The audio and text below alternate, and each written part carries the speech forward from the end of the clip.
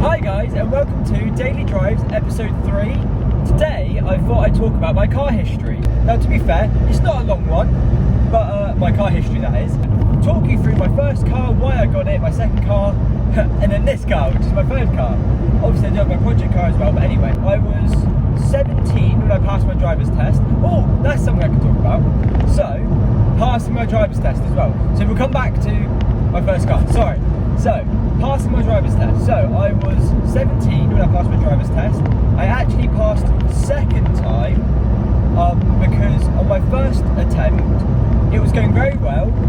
I had a couple of minors for my parallel park. It was a classic one where I did the parallel park and I was nervous and I thought, oh, that's not very good, I could have done better. And he even asked me, and he said, do you want to change anything? And I was like, no, it's okay. And I just saw him like write something down. I was like, great. So that's a minor. But you know, it's not the end of the world. It's only one minor.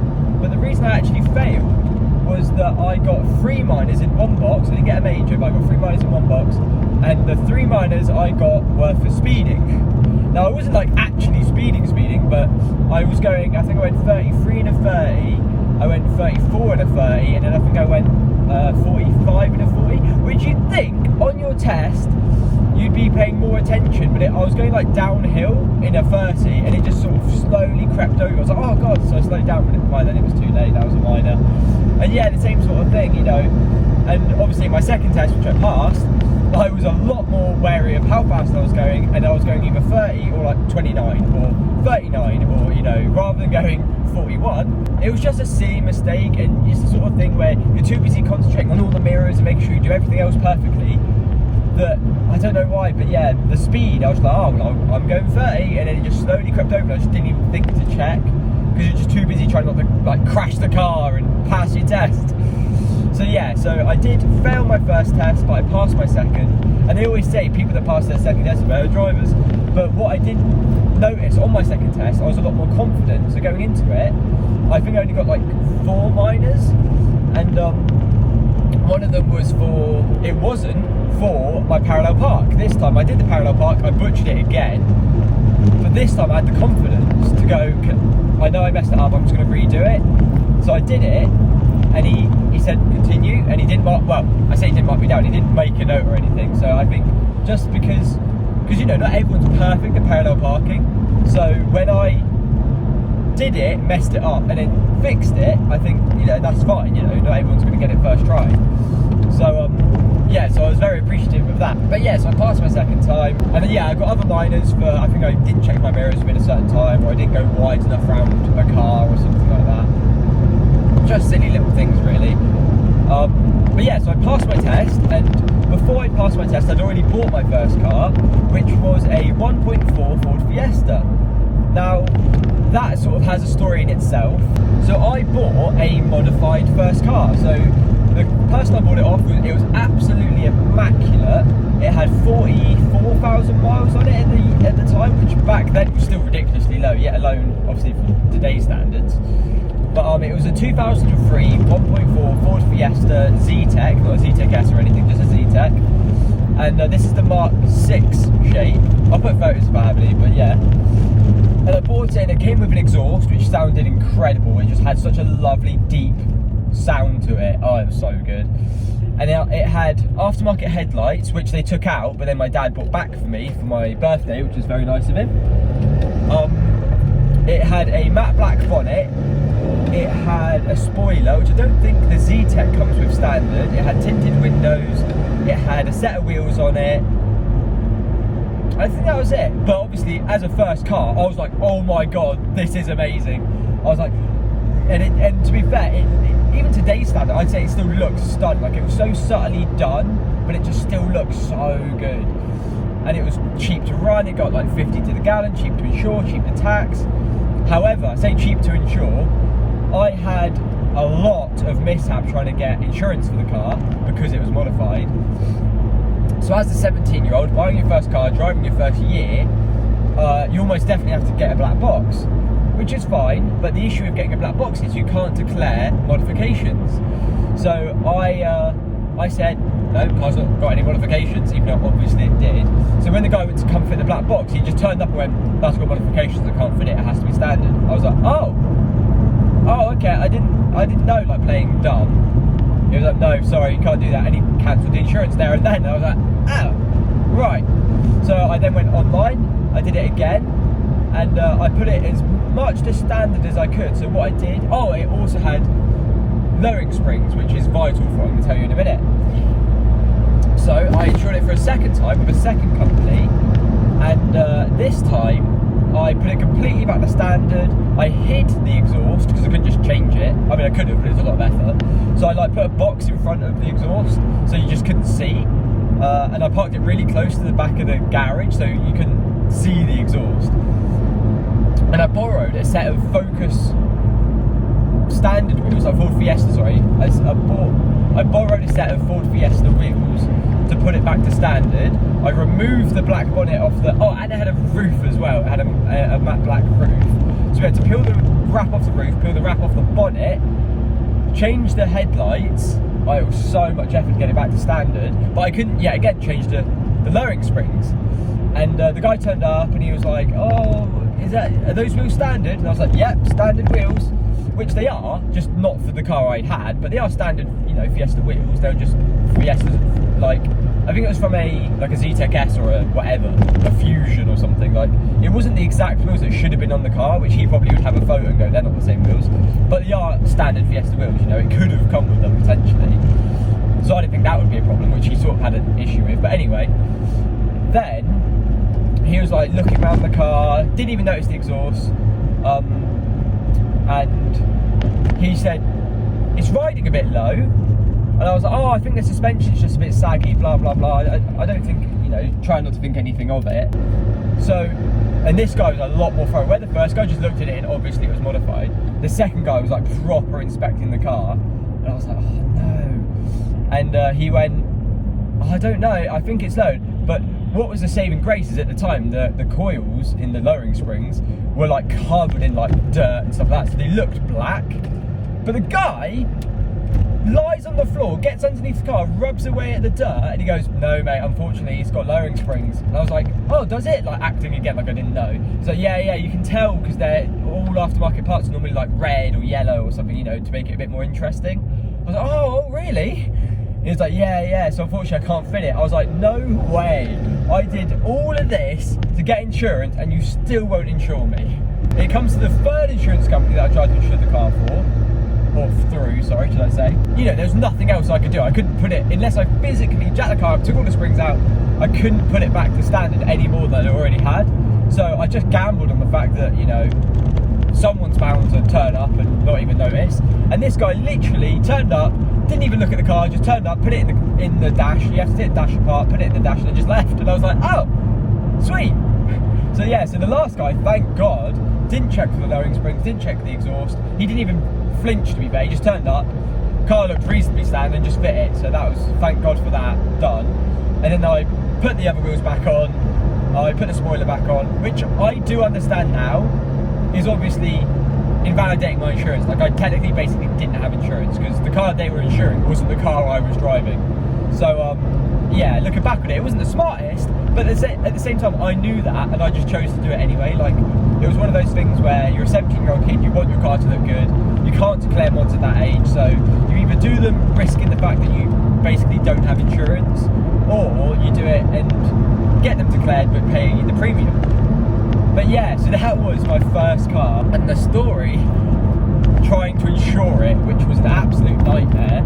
And I would recommend anyone, if you're buying your first car at 17 years old, do not buy a modified car unless you can declare mods, or at least take them off to insure it and then put them back on, which you shouldn't do. I don't recommend, but if you're going to do it, at least do it so it's a bit easier, because mine was not easy and it was an absolute nightmare. Anyway, I had that car for exactly a year when I got my years no claims, which was actually 10 months no claims, because back then you could do like a fast track 1 year's no claims where you only have insurance for 10 months but you still get 1 year's no claims. So after 10 months of driving it, I decided that there's no way I could drive a 1.4 litre car for another year. It's just too slow.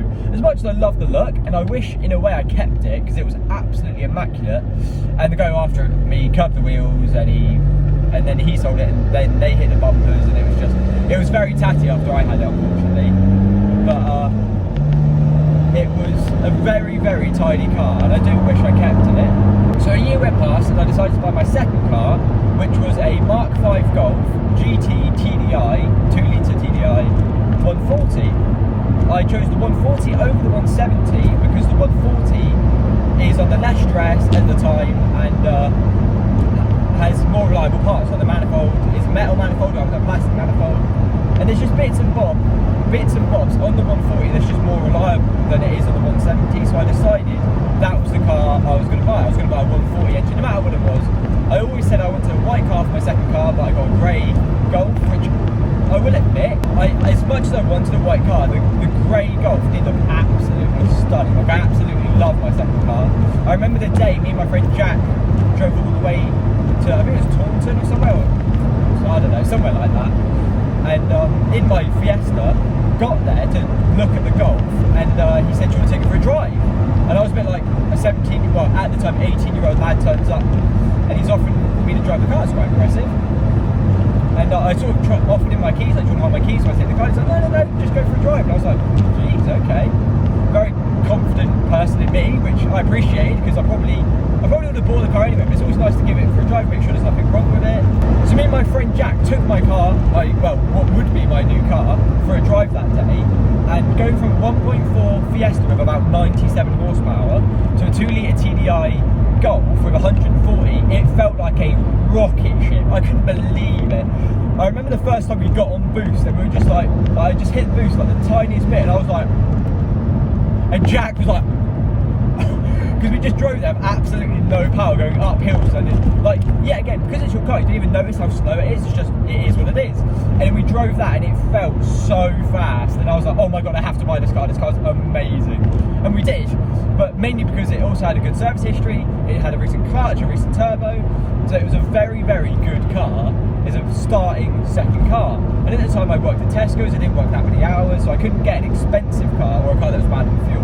So I needed it to be reliable and it needed to be good on fuel, which that Golf was. It never let me down. It was a perfectly good second car. And obviously I modified it. I put a splitter on it. I put another splitter on that, because I got the Edition 30 splitter. Then I put a Maximum Design proper like front mount splitter. It came with a full GTI body kit, painted as an optional extra that they did, which was quite cool, quite nice. So I had the full GTI body kit. It had some aftermarket wheels it came with, which I quite liked, so I didn't change them. I put a infotainment system in the middle, like a proper like stereo basically. And yeah, it was a very, very good, very reliable, solid car, and I absolutely loved it. But yet again, it had come, I think, 1 year again after owning it, and I thought I want something a bit faster now. And it didn't have to be like faster, a lot faster, but I just wanted something quicker. Like, as much as I loved the Golf and I had it remapped, I put exhaust on it, one didn't sound good. It had a cool woo, like when you change gear, the turbo would make that lovely woo noise, but yeah, it just wasn't fast. And I was something a bit faster. And my dad was looking at selling the Leon, and he's got a hybrid turbo, blah blah blah blah. I've spoken about many times what this has had done to it, and I was like, that would be amazing, because that's a perfect, because it was completely unmodified other than the engine and all the drivetrain, exhaust, etc. Performance wise it was modified, but exterior it was completely standard. So I was like, a perfect starting place for me to put my touch on it. So we agreed on a price, which back then was like £2,000 less than what it was worth, and I bought the car from him at 140,000 miles, and it's now at 197. So yet again, this car's been very reliable. I service it every 6,000 miles, blah blah blah. Make sure just everything is as good as it can be, as silky smooth as it should be. And so I bought this. It's my third car at 19 years old. I obviously put a Maximum Design splitter on it. I put a spoiler on it. I put wheels on it. I lowered it. I've wrapped it. I changed the badges. I put a honeycomb grill on it. I think that's about it. I say that's about it, but it looks completely different to how I bought it. And there is a police car here. Hopefully it's not for me. It's not for me, he's going to keep going. Lovely. So yeah, that brings me on to my third and / final car, which is the Leon. which has been very reliable. It's been absolutely lovely. I mean, it's the longest car I've owned because I think the power and everything else about it, and the fact it's been in the family for like 8 odd years now, it's like, you know, it's part of the family. So I feel like I couldn't sell it. It would be one of those things where if it ever died, I'd either change the engine or I just put it on that, you know, put it in the sort of garage that I don't have. But when, you know, if and when, I'd put it in the garage and it would just sit there and rest until, you know, time. And it would be like, you know, the first proper car I owned. And that is my full sort of car history now. The Leon, yeah, obviously I bought it because I wanted a faster car. I wanted something that was a perfect platform for me to modify, and something still good on fuel. That was the thing, is I've always needed a car good on fuel. I couldn't stomach the fuel economy of like a turbo petrol yet. One day I will, one day it will be cool to own one. But yeah, at the moment I'm fine with just diesels and fuel economy. He says that, and he gets a project car that averages like 30 to the gallon. Is a 2-litre naturally aspirated engine, which isn't even that quick, but it still absolutely rinses fuel. So that is what it is. But yeah, that's sort of my 4th car technically that I bought, but it sort of doesn't count because it was more a project car that I wanted to build, which is fine, and I love it, and I'm glad I have it. So I guess that's technically my 4th car I purchased, because I could have bought any car. So yeah, and I bought the Focus ST170 that I wanted the WRC kit, which is quite ironic really, because I actually wanted a Mark 6 Fiesta ST to go back to my Mark 6 Fiesta that I originally had. But the issue with them was, it was either very, very low mileage, overpriced, like 4 grand for a Fiesta ST, or it was like 2 grand, but they were all sheds. There was no in between. There was like a tiny one that was a bit cheaper, or a nicer one that was less expensive. But basically there wasn't a tiny Fiesta ST that I could commit to and know it was going to be reliable, because they're cam chain as well, not cam belt. I was always a bit fearful for the cam chain snapping or the cam chain having issues, and I just didn't want to buy a car where it could die. And I know the Fiesta STs have reasonably good reliability, but I just couldn't find one that I could commit to and go, that's the one I want. That looks perfect and it should be solid, you know. Where the Focus, because it's cam belt and the one I found was such low mileage, I just knew that car is going to be a solid car. Yeah, it might have problems, like both window mechanisms breaking, but that's very minor in the grand scheme of things. That car is unbelievably low mileage. Whoever had it before babied it, because the oil was literally brand new when I checked it. So it was a very good car to buy, and I was very lucky to get that one, and it was a hell of a lot lower mileage than it was for a Fiesta ST, and it was the same price. So it seemed like a no-brainer, and I could still put a WRC kit on it. You know, they use them in the WRC rallies, so they did kits for them, and I knew I could still do the thing I wanted to do with it. But it was just finding the right one, and then obviously I switched from the Fiesta ST to the Focus ST, and I'm glad I did, because I absolutely love it. I think, as much as I think the Fiesta ST actually does look better, I think it's a better looking car, I love the Focus, and I think, don't get me wrong, I still think the Focus can be a very good looking car. It's just, from like the factory, the Fiesta just is a prettier car. But I love the Focus, and I wouldn't change it now. And going back on it, unless there was the perfect Fiesta, I'd still get the Focus. So yeah, but yeah, that is my car history, and how I passed my test and how I failed my test. But I hope you enjoyed. I'm just arriving at work now, so thank you guys for watching, and I'll catch you in the next one.